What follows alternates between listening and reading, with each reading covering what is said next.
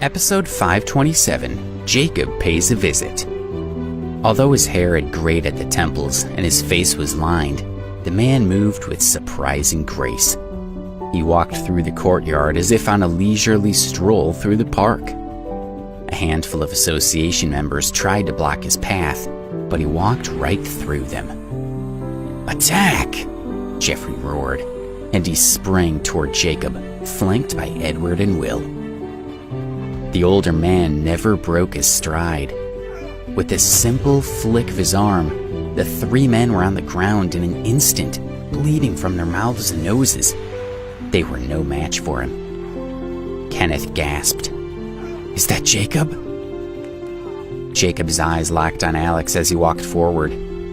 Occasionally, he would gesture casually, waving his arm. The bodies of nearly 100 association members who tried to fight him fell to the ground. They couldn't touch him. "What a monster," Alex muttered. He finally understood that Jacob's skill was beyond his imagination, but he wouldn't back down. He picked up a spear from the association's cache of training weapons and planted his feet. Using his inner force, he threw the spear as fast as a bolt of lightning. Jacob was 30 feet away and utterly calm. When the spear reached him, he merely swung his right hand. There was a sudden clap of sound, like the roar of an angry beast. He had caught the spear. Without pausing, he snapped it neatly in two. Alex launched himself toward Jacob like a missile. Jacob had always been on top, and he hadn't faced a real challenge in years. He watched Alex approach, and a trace of surprise flashed across his face. With a fluid backhand, he met Alex's momentum, his hand sharply stabbing forward like a blade and delivering a series of blows with uncanny speed.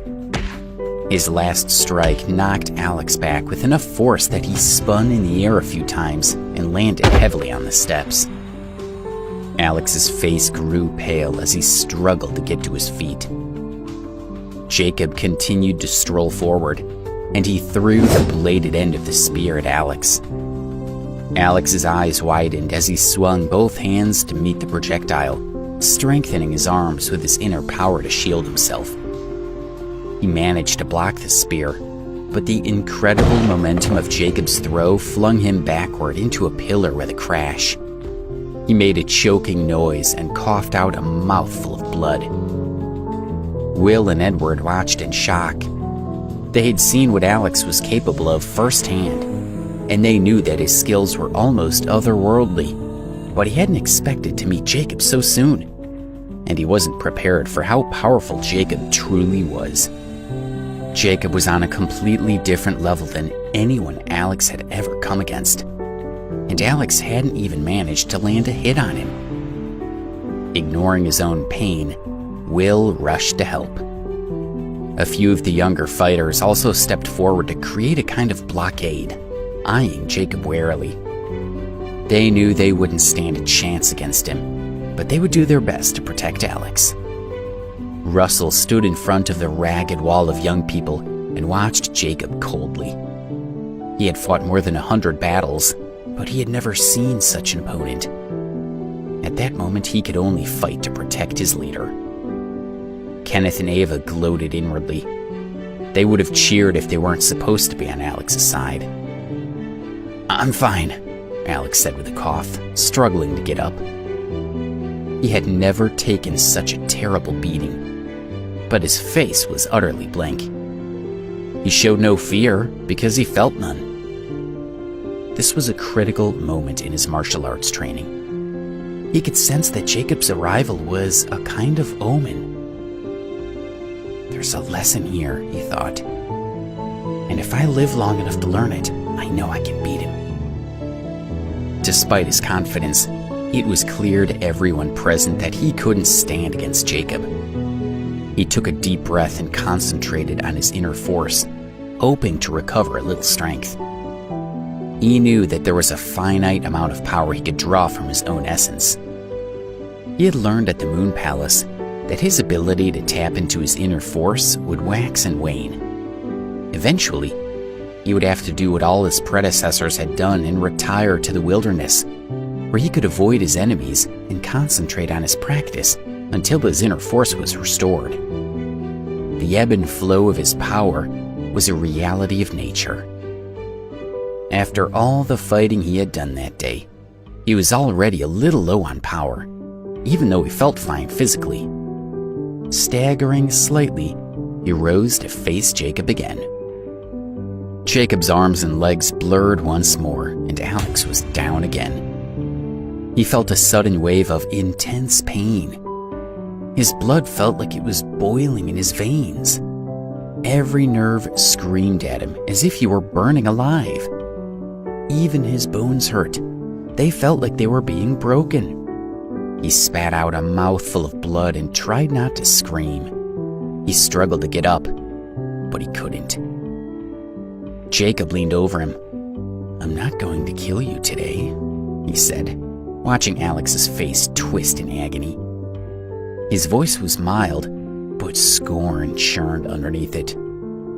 "It'd hardly be worth it. I'll destroy you in front of everyone in 7 days. I'll not only avenge Jonah, but also tell the world that your little martial arts club is nothing to me. I can crush you with one hand." He smiled slightly, and his voice dropped to a whisper.